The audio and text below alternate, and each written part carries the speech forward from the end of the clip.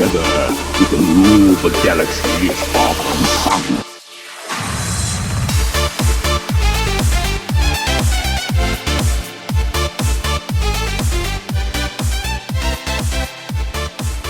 Hey, Star Wars fans and Rule the Galaxy friends. It is Joe.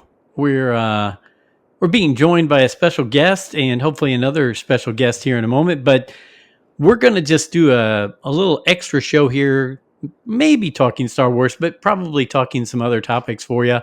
And it's always good when I get this gentleman on. We'll see if our other surprise guest shows up. But today we are lucky enough to have Scott Ryfun, mobile Scott Ryfun. How you doing, Scott? Thank you. I decided to do this in honor of the Brent Dykman School of Podcast Aesthetics. So I didn't have any blinds handy, so I just decided to do this. Fantastic. Yeah. That's great. Now, Yeah. Brent is boy, I tell you, he is a great pal, and I love how he approaches things. Like, here it is. No. That's how it's going to be. Yep. No, I do love that about Brent, actually. But Yeah. no, life is good. It's I'm on a chaotic run here through the last 2 weeks have just been incredibly ridiculous. I don't know if you know this or not, but in the fall I do high school football. I do know that. I didn't know if you'd heard that or not, but strangely enough, I know it's July 31st, but I've spent the last couple of weeks putting myself in a position where we're preparing for the high school football. Lovely. And it doesn't seem proper or right that it's right here and around the corner. I know Brent is in the teaching industry. My good friend Tom Line, who sometimes hops on with me, his wife is a teacher, and Alfie has his kids getting ready to go back to school. So I constantly am hearing these school stories and prepping for sports stories, and that is long gone for me and for you, except you actually work high school football. Well, no, also, I mean, right before I logged on and to see you, I literally was pulling out of the parking lot, dropping off lunch for my wife at her school. So, yeah, we've got a school year.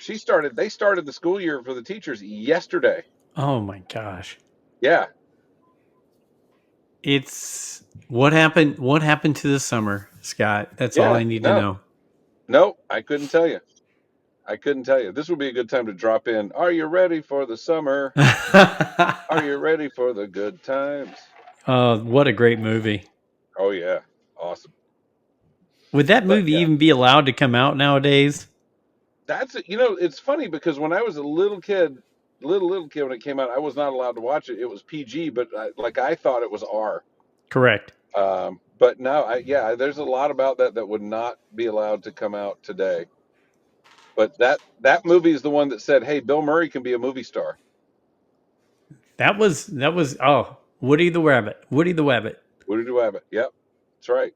Love that movie. It's corny and goofy, but I forget the camp counselor's name who they put out on the bed on the lake. Morty. I kept calling him Mickey.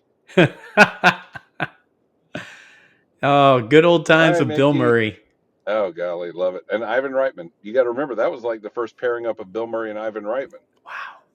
Which, then they go on to do Stripes and Ghostbusters, and, that was a fruitful combination, the two of them. Yeah, and Murray's still out there. He's doing what he can. Yeah, and Reitman's dead. Yeah, dead as a doornail. Correct. What was it? It's always good to start talking about death to start the show, but it's what I live for. Wow. I live for death. Well, I think we all kind of do. I mean, what is it? The one debt all men must pay, right? Correct. But hey, I know there's a possibility that another friend of ours might show up, but I really reach out to you and our fabulous friend. There's not much going on in Star Wars world right now. Just little bits here, there, and rumors and all that, but nothing major going on. So it's been a time where we could relax, focus on some other things. I did get a chance to go see Superman recently. And I did get a chance to go see Fantastic Four. Have you seen either or both of those movies? I have seen, as we say down here, de Beaufum. Okay. I have seen de Beaufum, and I will say I enjoyed both of them very much. That is good to hear. I like just in a 30,000 foot view on both of them. Okay. I liked them both, Mm-hmm. but neither one of them like knocked my socks off. Like I Well, was like, they were fun, but it wasn't yeah. like, whoa, that one got What me. what I will tell you is this. So we saw Superman opening day, and remember in Hollywood, we've talked about this. I know on my radio show, where like the release day was Friday. This is a Sage Ventress, and you're listening to Rule the Galaxy. Your sound just went out, Scott. Can you hear me? Did you hit a button, Scott? I can see you. But I can't hear you. This is always fun. Doing it on a shoestring. This is our fun stuff. We're going to play this one with the Adam Bray Show. And now our friend Steve Glosson's going to be here in a minute. And it's going to be more fun because I'm looking at Scott and he's saying things. Scott was doing so well too. He'd seen both movies, trying to see how to get Scott in here. And it's Joe by himself. As we're waiting for Scott Ryfun to come in off of his, I don't know what, non-Wi-Fi, non-connectivity. And we're waiting for Steve Glosson to show up, which always makes it fun. And really, I just threw this thing together so I could hear Scott Ryfun and Steve Glosson go back and forth about Superman and Fantastic Four. We have hope. Hope that things will get better. And they will. Especially since you're listening to Rule the Galaxy podcast. I know you're somewhat of a perfectionist. I did not want you to go, man, listening to that. Well, that sounds better. Okay. Yeah, that sounds good. All right. Well, I'm going to trust you then.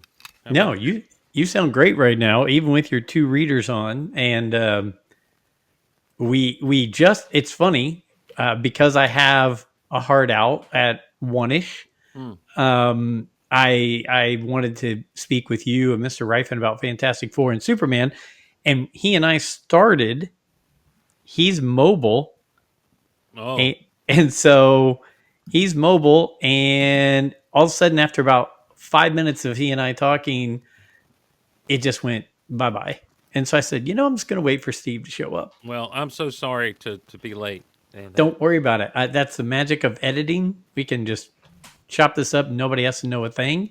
I don't guess I know about editing. That's because you don't make any mistakes. When you don't make mistakes, you don't have to edit them. No, I just I leave the mistakes in for the whole world to hear. I usually do as well. So that's the way to go. I feel like that's just an easier way to be. So before we start talking about Superman or Fantastic Four or both, I will let you know I'm doing an adventure, and that adventure is I will be the officiant for my good friend Ryan and his fiance's wedding. Wow! All right. I had to go through some church group to get my online ordaining.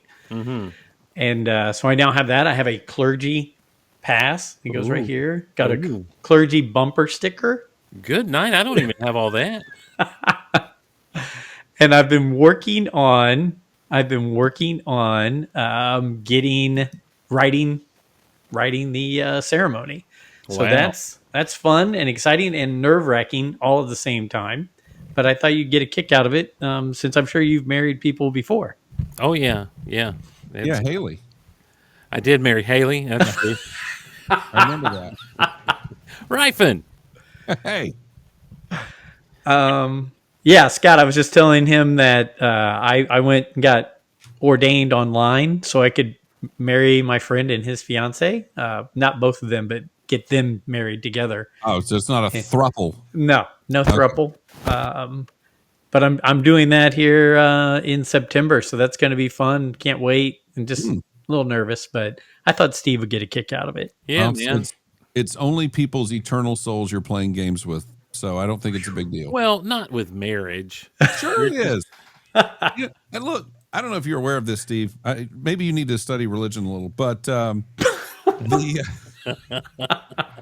the marriage is two people standing in front of God to saying, "I promise we're going to stay together for the rest of our lives." Right. And if they screw that up, they're not. I think it's on. To me, I think it's faulty workmanship on the part of the pastor. Well, I tell you what, you're not 100% wrong, but you are a little wrong. I do think there's enough blame to go around for everybody. Well, maybe, but I think certainly you bear a little responsibility here for this thing, and you got to help keep it on the rails. Absolutely. As a pastor, if you're marrying the couple and you're saying, I approve of this marriage, and I believe that it's something that will last, and that you're putting your stamp of approval on it. So anyhow, yeah, but I don't think, but I think there's plenty, as Joey said, there's plenty of blame to go around. I'm just saying, this is not cheap Chinese stuff you're dealing with. This is absolutely not. It's not some bootleg knockoff Masters of the Universe figure that's all the rage right now in the toy community. You guys, I don't know. You guys probably don't run in the same toy YouTube circles that I run in to watch things, but like that's too rough for me. Yeah, all these big collector channels now, when they go to these shows and everything, like, oh, I love the bootlegs. I love the rip-off figures. I'm like, you did not. You just love them now because you've collected everything, and so now you're on this, and so everybody's on that. For a while, everyone was on Masters of the Universe. For a while, everyone was on G.I. Joe Ninja Force. For a while, everyone, and it's like, y'all, it's almost like they get the script from whoever's the vintage toy YouTube god or leader. I've got it's a conspiracy. It's all a conspiracy to hold people like me down. Everything is. Wow. I didn't realize how much effort there was in keeping Steve Glosson down. Yeah. He's a hard man to keep down. He is. He is. Fat floats, so. Well, I appreciate you guys taking a little bit of time. And I know if this was Steve's show, we would, by the time we finish this, we would just be getting warmed up. So this would also be, the hour 1 of 6. So yeah, true. But, did you guys see? Did you guys see that those guys at Deucecast were silly enough to ask me to come on and talk about movies with them? Come on. No, I'm supposed to be on there at some point. Yes, you are. Tomorrow night. So yeah, I'm going to spoiler alert some things. You had to choose a year. Is that what you did? Did you choose a year? Mm-hmm. What year did you choose? 1994. Okay. Oh, wow. Steve? 85. Oh, 85. Good year. Back to the Future. Yeah. I chose 1989. And one of the reasons I chose 1989 was so that I could explicitly not put Batman on the list. Wow. You dirty, rotten. They will love you for that. I'm sorry. I don't care for that film. I was the only one for 1994 that put Interview with a Vampire and 4 Weddings and a Funeral in my top 10 list. Oh, well. Pardon me. Those movies are both pretty gay, so that's good. That's wow. Interview with a Vampire was Norm Macdonald. Yes. Interview with a Vampire felt to me like you were supposed to like it, because it was real popular. And I'm like, I watched the whole thing. I'm like, this is it. To me, it was boring until the very end when they play the Guns N' Roses cover of the Stones song, and Sympathy for the Devil. Mm-hmm. Yeah, Sympathy for the Devil. And then I'm like, well, now it just got good, and the movie was over. Oh, that's not good. Yeah. Well, I talk about Batman 89 actually. No, Batman 89.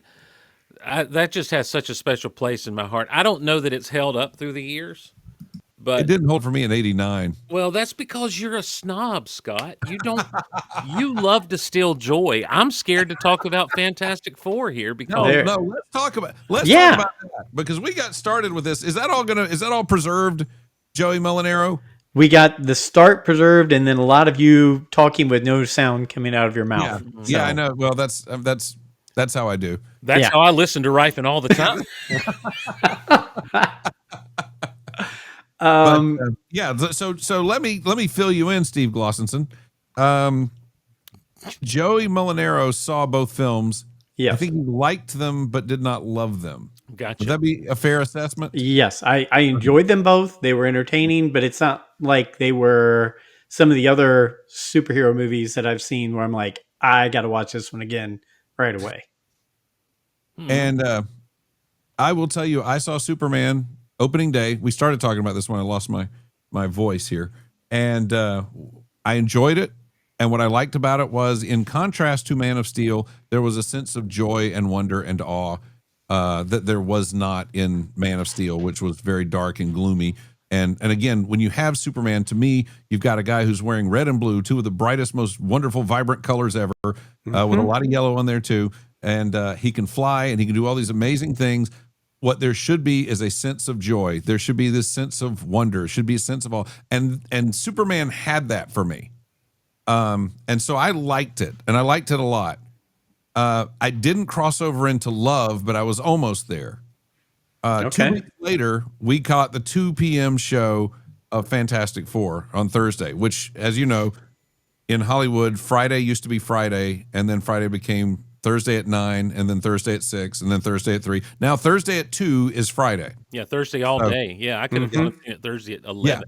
Yeah, it was 11. Yeah, okay. I could have. I thought 2 was the rule, but anyway, we saw that, and I came out of it going, I really, really, really like this, but I did not love it at the time. The weird thing was, Garrison was selling me, G-Man, my son, was selling me on the IMAX version, which apparently the Galactus scenes open up into the full biggest IMAX you can possibly do. Wow. And he said, you know, if we like this, we should go to Pooler, where Pooler has the world's tallest IMAX. I'm sorry, Pooler has the world's tallest IMAX? Royal Cinemas in Pooler is the world's tallest IMAX. I need everyone to understand Pooler's like a major hub of commerce now. Oh my gosh, that blows my mind, because Pooler was always like, you're almost to Savannah. No, Pooler now is, you get off the exit and you sit and you wait a half hour before you move 5 feet because there's so many people. But so Garrison, I said, you know, he said, well, if we like it, we can go see it again Saturday at the thing. And I said, okay, that's great. And then I got done with the movies and I said, yeah, I might go see that at the outlet. And Garrison said, good, because I bought the tickets already. Oh, snap. So we went Saturday and I got another view of it. And I'm going to tell you something. And I can tell you why, if we have time, and I know we don't have a lot of time, and there's 3 of us here talking, but I crossed the border on that film into love. Really? Yes. Nice. And again, we can talk about it as time goes on, but I think, I'll shut up for a sec. No. I think because there was a lot I wanted to take in Superman and Fantastic Four, that they're not at the forefront of my fandom of superheroes. So I was taking a lot of it in, but maybe you're right. Maybe seeing that second time will go, that pushes it over the top, or I like that more, or what have you. So I'm interested in that. Okay. Well, my superhero thing, my comic book thing, I started buying Star Wars, and I'd always hit the comic racks. I'd always scour the comic racks, but the only thing I ever bought was Star Wars because, my allowance was $1, and so I would look at the other stuff and I go, that's great, but I can afford Star Wars. And about 81, 82 would have to be 82 because I think that's when G.I. Joe #1 came out. Is that right, Steve? Sounds right. About that time, my brother had me convinced that every single #1 is worth, is going to be worth $1 million. And so I got to the point when I saw #1, I was like, I am going to buy this. I'll be a millionaire. And so G.I. Joe #1 came out and I bought that. That was my first million. And then I made my second million when I think Team America #1 came out. And, which I think you can get for a good quarter or so now. But The Thing #1 came out. That was my next million. And I fell in love with The Thing, just reading that first issue. I'm like, this guy's great. I love him. And then the second issue, he's cleaning up the Baxter building. And they're like, hey, you want to know what happened? Check out Fantastic Four 256. And I went, yeah. And I went, oh, let me check out Fantastic Four 256, which of course also said, hey, check out Avengers 233 while you're at it. So I was kind of off to the races at that point, but I was totally hooked on Fantastic Four. John Byrne's Fantastic Four. It was just it was comic book superheroes to me. So I have a deep love for that, and it's always saddened me that they've never really made the Fantastic Four movie that is going to be the one that knocks everybody's socks off. So that's my mindset going into it. My standards are high. Why I think I didn't care for it the first time as much, and I liked it a lot, but I didn't care for it as much. I didn't cross into love. A lot of it had to do with it is not paced like every other Marvel movie. The pacing is very different. There are only 2 major action sequences in this film. 2 in a superhero movie. Right. So when you think about that, you go, well, the pace is not what they normally do, because normally it's Marvel, boom, boom, boom, boom, boom, boom. This one doesn't do that. There's a lot of character. There are a lot of character moments. There's a lot of world building. And to that end, I think once I was in the rhythm of it and seeing it the second time and knowing what the rhythm was going to be is really where I just got to sit back and just enjoy it for what it is. Cool. Okay. All right. Mr. Glosson, how about you? What say you? Well, I've seen Superman twice now, and I've seen Fantastic Four only once. I think Superman right now has the edge over the FF for me as far as movies go, and I think it's because Superman is a comic book movie. It's really the first comic book movie I've ever seen, because it drops you in. It's almost as though you're opening up a comic, and the opening panel says, this many years ago this happened, this many years ago this happened, this many days ago this happened, this many minutes ago Superman lost, and boom, there he is, and you are dropped into the middle of the action. You have no setup for it other than those words, and that's your splash page. Superman in the snow, and then we're off to the races. You've got characters that have already been established that they're just brought in, and it really is like thing number 2. He's cleaning up the Baxter Building. If you want to know what happened, go read issue number 1. Only we don't have that, this other issue. I liked in Superman just how wholesome Clark/Superman is. Yes. The fact that he saw war, he can stop it. He knew people were being oppressed, and he did that. And it surprised me that James Gunn didn't try to dirty him up like he does just about everything else he touches. Right. Well, that's the other thing I was going to say. There are several times where people cuss in the movie. Superman never does. No, he's gosh darn, and what the hey, dude, is what he says. Which I have to feel like is also a shout out to Kermit the Frog. But yeah, he never cusses. He, there is levity, there is joy, there is fun. I do wish that I have quibbles with both movies, but I'm just over the moon that for all of the fear mongering of all the agendas that would be pushed, those didn't really seem to take front and center in neither one place. And so I also, this is another thing that I really liked and noticed about the Superman movie, and I didn't realize it until the other day. There was a YouTube video. It's like every Superman trailer since the 40s. And I'm like, well, I'll watch this. This seems like something to waste my time with tonight. And when you get to the trailer for Superman 78, Superman the movie, like the voiceover is a benevolent scientist on the brink of a planet's destruction sends to Earth his only son to show us the way, and it gives the whole Marlon Brando as Jor-El, they're great people, Kal-El, they wish to be, they only, and so, and Donner and company and Mankiewicz really honed in on this Superman as a Christ figure motif that honestly in the 70s hadn't really been done in the comics. In the 70s, you're still, I guess WGBS was the thing at that time, where they were now TV reporters instead of newspaper reporters. But it was still these adventures. It was still it was very much still kid oriented until the Crisis stuff. And even after that, Superman wasn't much of a Christ figure. That was something that was done. But all the movies after that really kind of leaned into that. And a lot of people kind of took that on. And this didn't do that at all. This was just a dude trying to make his way in the earth. He puts on his pants one leg at a time. He's scared. I love what he tells Luther. He's like, this is what makes me human, is that I go out there and I have these things, and I'm trying to do the best. I'm trying to make the best choices. He's not he is a moral beacon, but he's a moral beacon because of the way he was raised by his earthly parents. I like that aspect. I'm not too keen on the Jarrell and Laura message being real, but but at the same time, what does it matter if it is? Because who raised him is what is ultimately what comes to pass and what matters.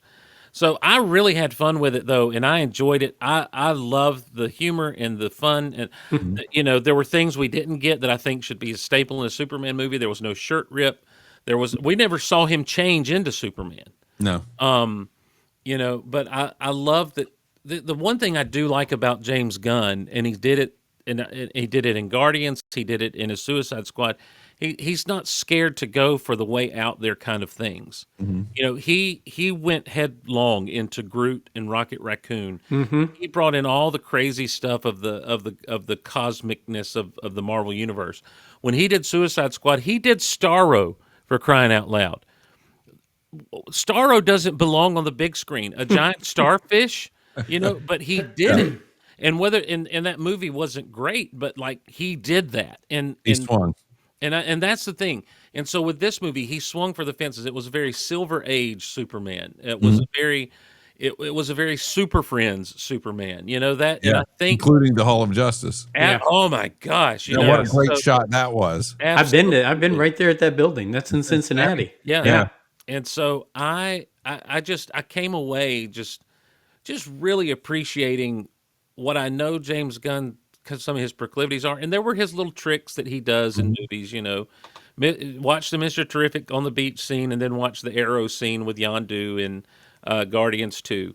At the end, the Iggy Pop and the I'm a punk rocker, yes, had a very Guardians 3 feel to it at the end of Guardians 3.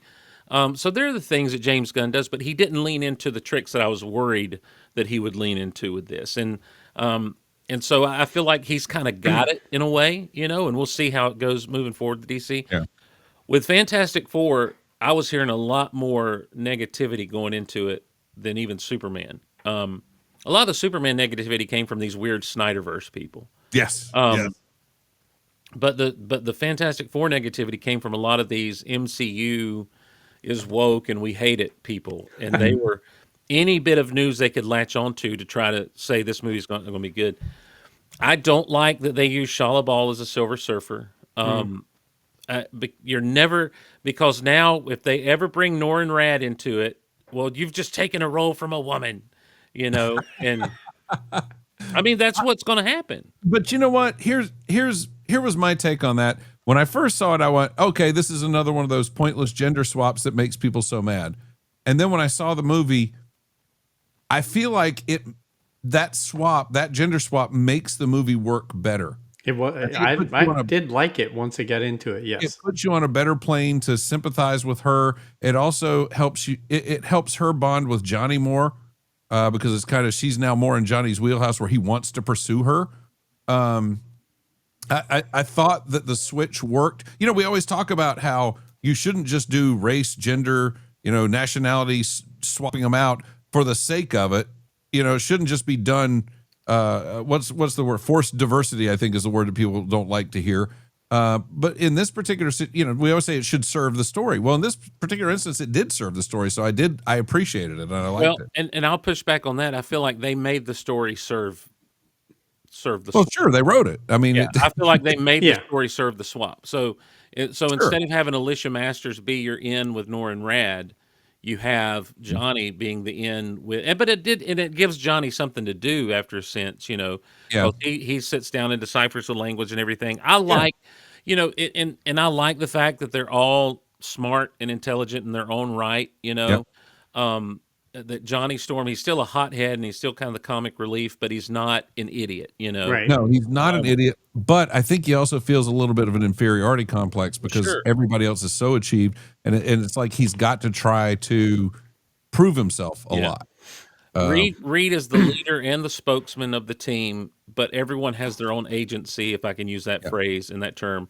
And I think that people who are worried about Sue being a girl boss don't understand that there was a turn back in the golly, Scott, you'll know better than I will. Are you talking about like Malice or You have a better recall on some of this stuff than I do. When she went from being Invisible Girl to Invisible Woman, Invisible Woman? Yeah, that was during the Byrne run. right? But there was also then the kind of concept leading into that she was potentially the most powerful one of them all. Yes.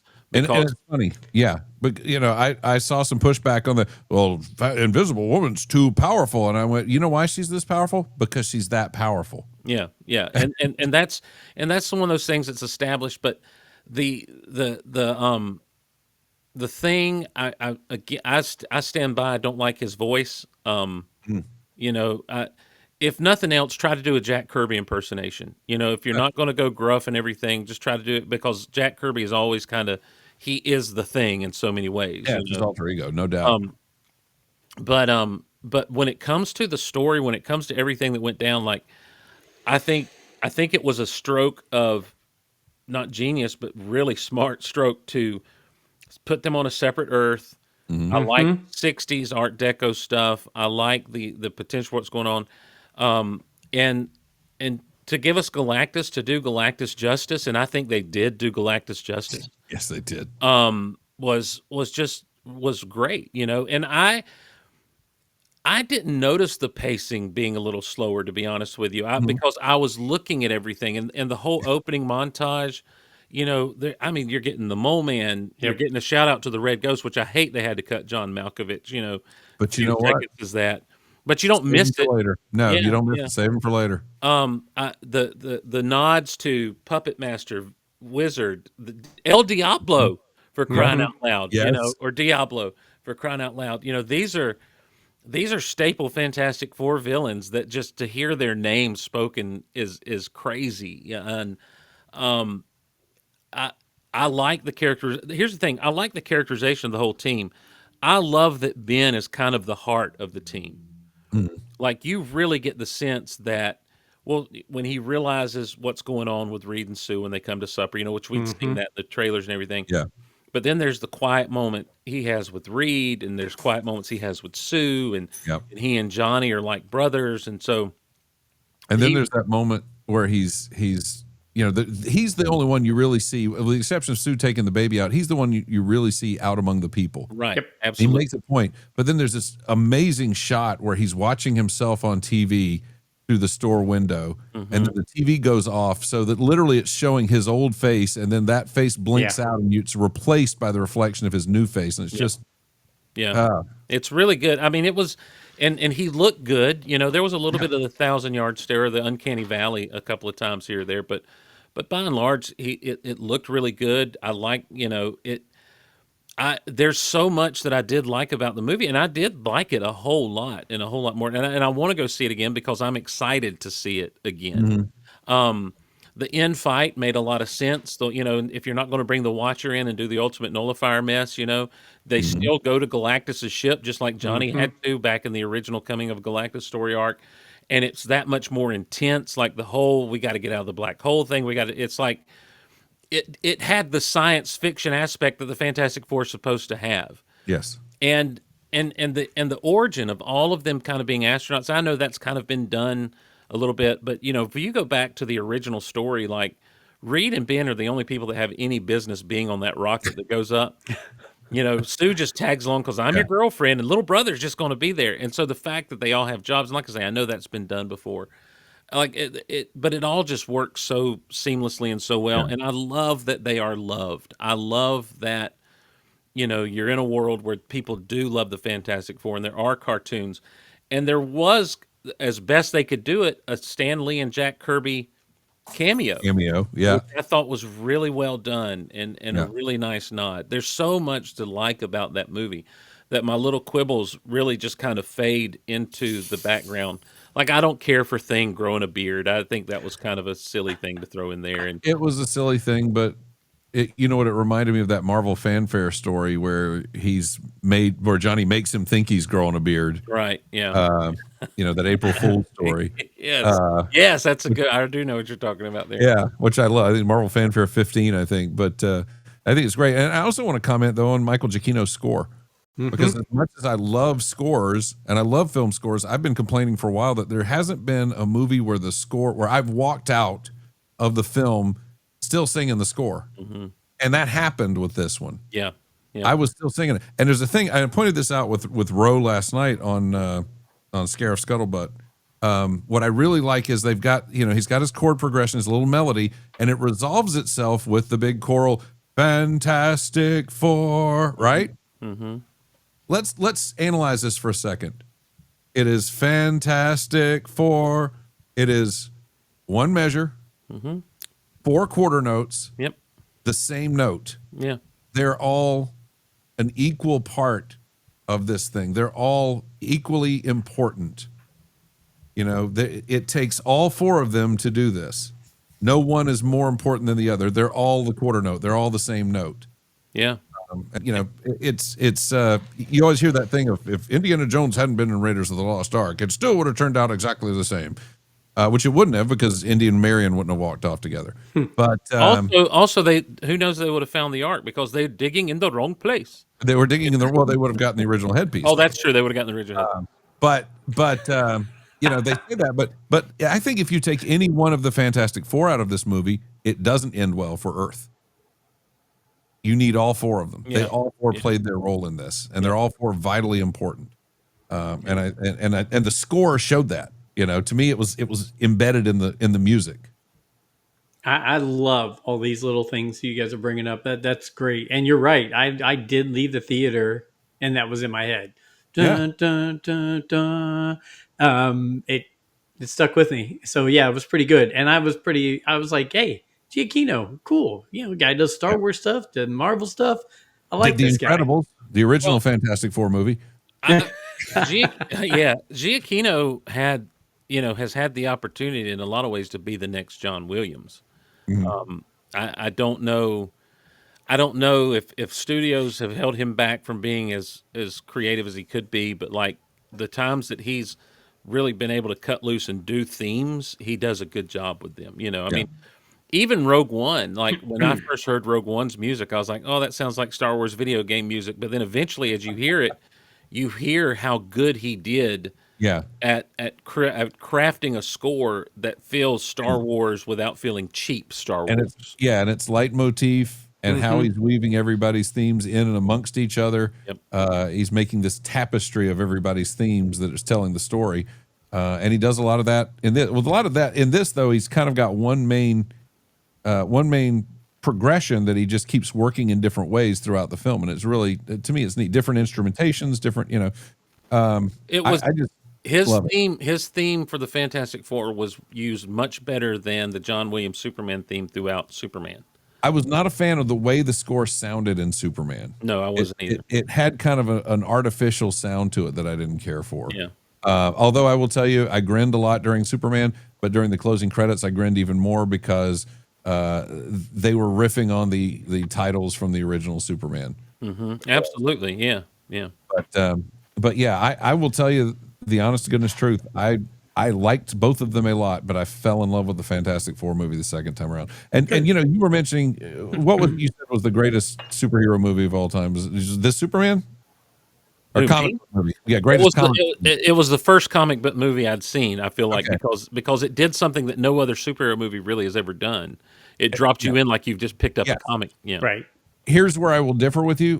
I feel like the first comic book movie I ever saw was Captain America: The First Avenger, because it was the first time they put you in this universe and they said, "Oh, by the way, Asgard exists and Hydra's here, and Professor Horton has this android in a tube that might catch fire at the Stark Expo." And there were just all these little clues here that there's this much larger Marvel universe there. But those almost act as Easter eggs in some ways, other than Hydra. I mean, Hydra's there and established, but when it comes to like the storytelling thing, the way this story did, and Fantastic Four was kind of that way because we don't have to go through the origin so much.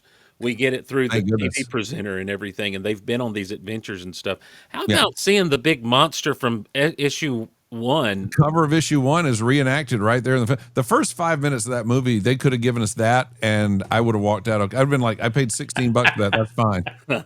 I don't care because like almost everything you ever wanted in a Fantastic Four movie. And there's only one thing I feel like we didn't get in this movie that we always wanted, and we were hinted at that later, obviously at the end of the film. But almost everything you wanted in a Fantastic Four movie was in the first 5 minutes of the film. Yeah, yeah. And there were maybe two more things that you really wanted, and you got one, and you got a hint of the other one. So, well, you're talking about the cover of Fantastic Four Annual number 20, there at the end in the mid credit scene, basically. yeah, yeah. I am glad that there was no other than the nod at the UN to Latveria and their contingents not being there. The Future Foundation, right? And then the Future Foundation. You're right. And then, spoiler alert: the mid-credit scene. I'm glad that there was no Doom. I think that save that. In the same way that I'd love to see a Superman movie without Lex Luthor at some point. Which we kind of did, I guess, with Man of Steel. But I'd like to. Let me say this: I'd like to see no Zod or Luthor. Yeah. But there's so many things that I'd love to see the Fantastic Four do in live action. When he said the Wizard, I want to see the Fantastic Four versus whatever incarnation of the Frightful Four they put out there. I'm fine. Yeah. Yeah. And I want the Wizard to have the big high helmet and everything. And he's gonna. I'm sure of it. And there'll be anti-gravity, and it'll be. And by the way, how great is Mole Man in this movie? Dude, dude, Stingray. What's his name? Hauser. Yes. He's so good. Yeah. He's in Naked Gun, by the way. I think. Oh yeah, he is. Yeah. I think that he's one of those guys that I know he's done several things, but he's also done some more dramatic kind of stuff here and there too. I loved it. I loved that choice for Mole Man.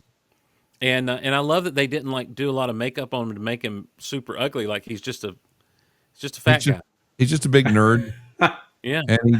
And he hates humanity, but he doesn't hate humanity with seething and loathing and contempt. He's just snotty towards them. Yep. I liked his line where he's like, "Now everybody, please wipe your feet." Okay. I'm just kidding. It's all dirt. Don't worry about it. So looking back at it, I think the Superman's Krypton parents thing. Yeah, I guess you're right. It doesn't matter one way or the other, but it still feel like they should be these good moral people that send him there to be good. Yep.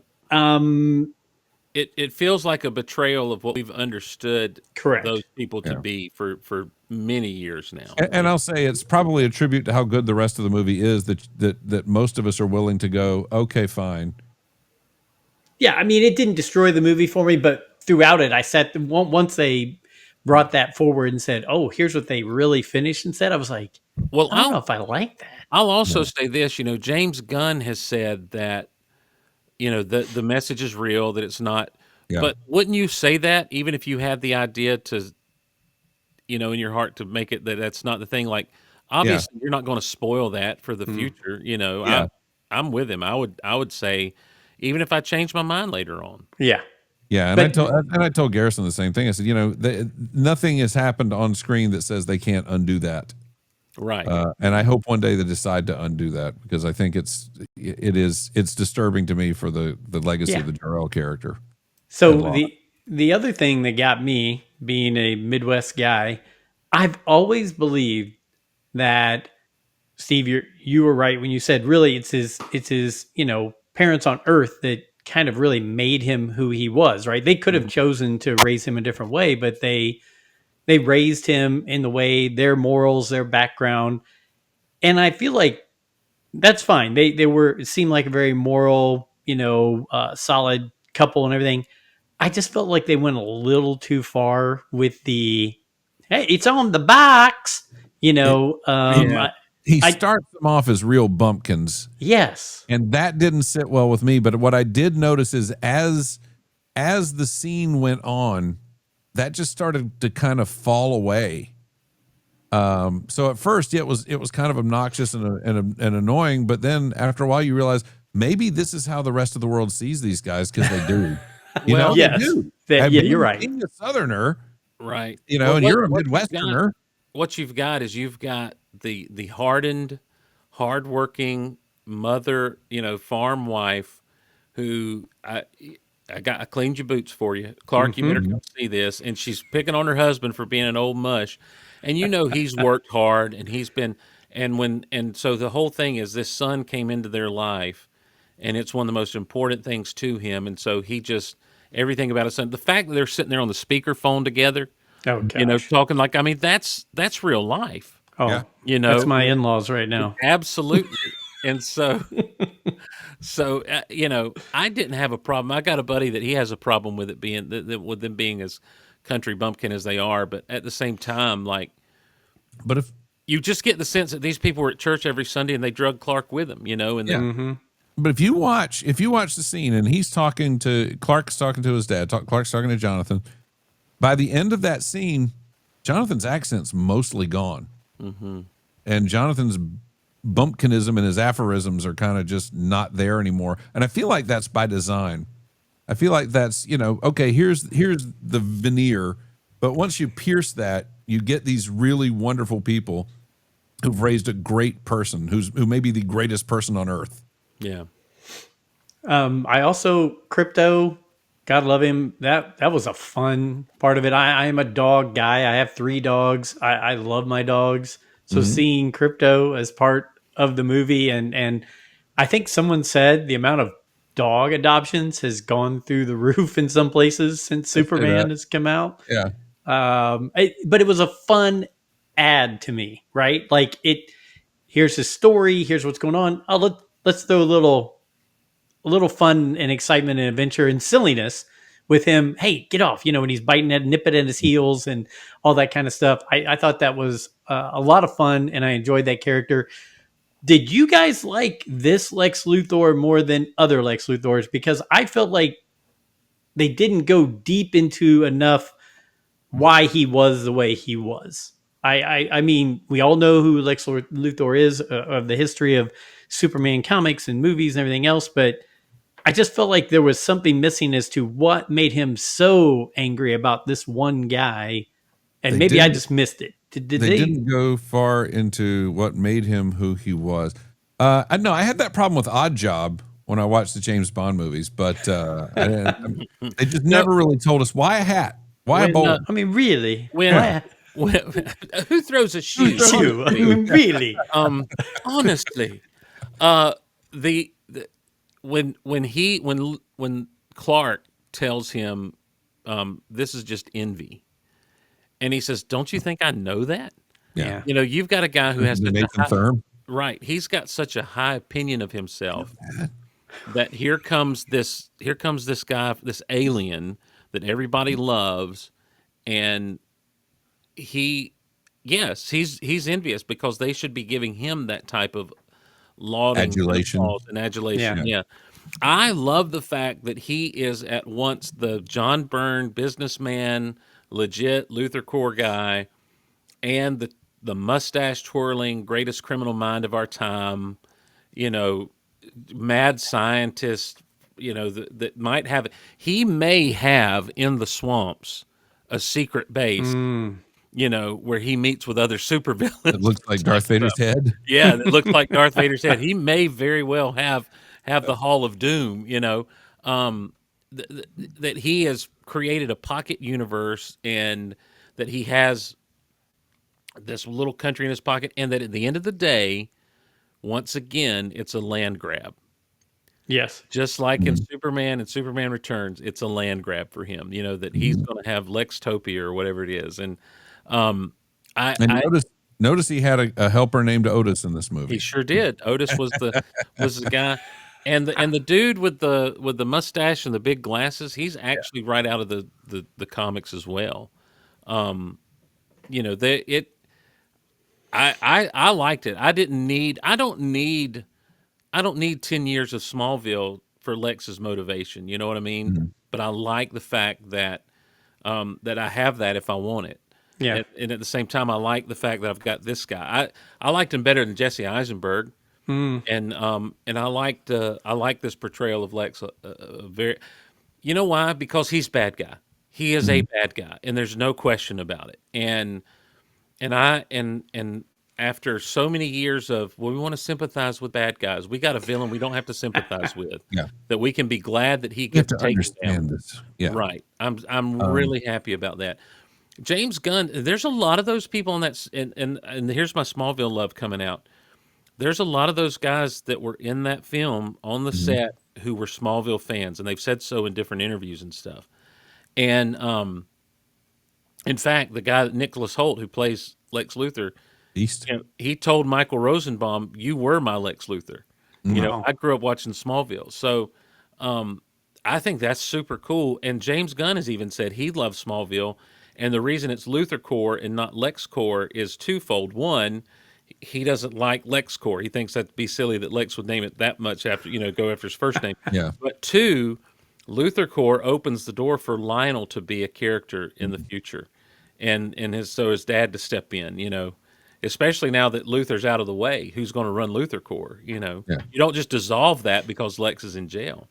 So I think there's a lot of fun possibilities for what could come, and I hope it's doing well. I think I saw that it crossed $500 million, but it took it like 2 weeks almost. To do that. But I mean, in this box office climate, it's a very good showing. It's a very strong show in these troubled times. Yeah, in these troubled times, exactly. When it comes, real quick, Scott, when it comes to Fantastic Four, my wife she watched all the MCU with me. She went through all that, and I was like, hey, we're gonna go through this, see all these movies, see everything. And one of the things we did recently was go see Thunderbolts, and she actually was like, I cannot wait for that to come out on Disney Plus again, or so I can see it again. She really liked that movie. And what caught her attention when we went to the post credits, when you see the Fantastic Four ship coming through, I was explaining to her who that, because she's like, I don't know, what is that? So I said, that's the Fantastic Four. So when this movie was coming out, she's like, well, now I have to see this because I want to know why it tags into the end of that movie. Yeah. So that was really the only reason she went to see it. She had no idea who the Fantastic Four really were before this movie. And she liked this movie as well. And the one thing that she came to me last night with and said was, I liked it, but man, Reed Richards, he's kind of a boring guy. He's kind of blah. And I was like, well, he's so smart and he's thinking all the time.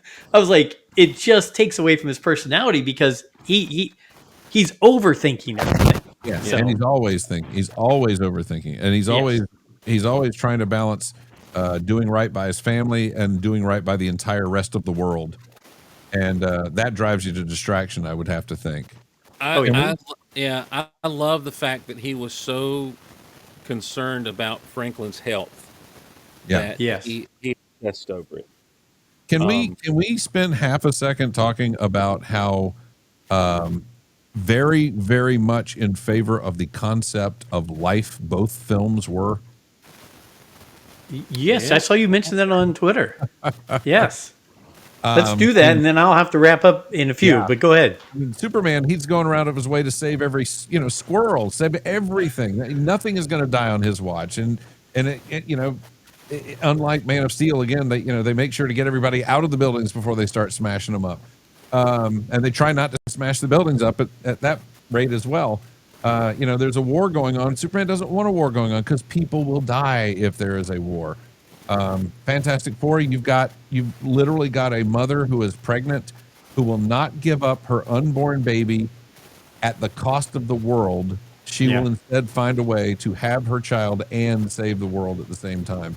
I just thought both of those were very powerful undercurrents in both films. And it's something we don't see a lot of in these movies. Yes, and Steve, real quick, I think your flutter kind of sound is back on your mic. Sorry.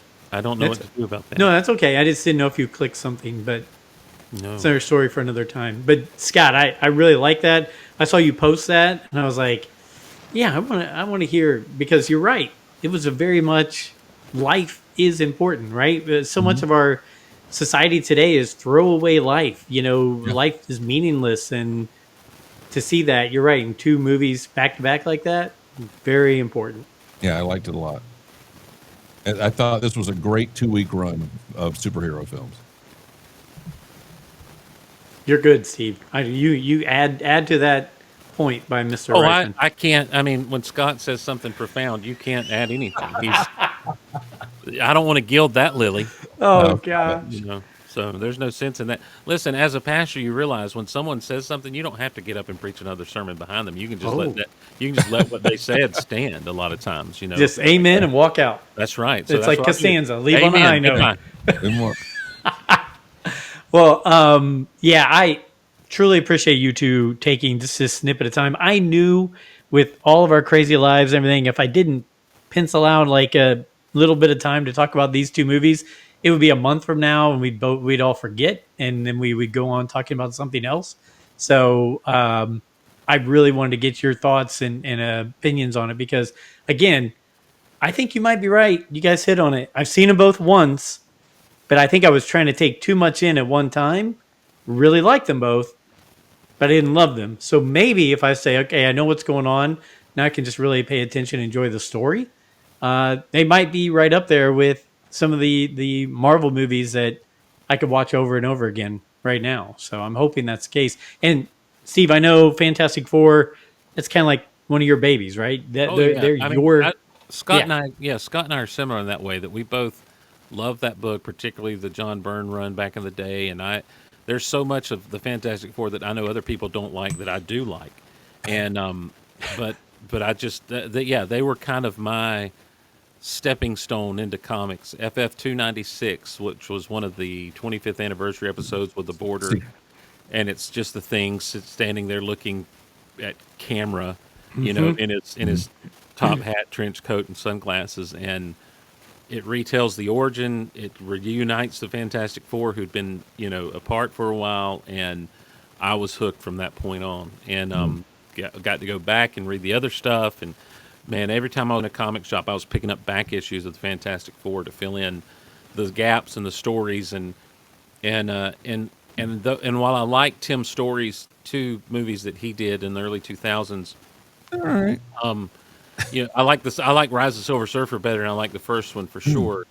Okay.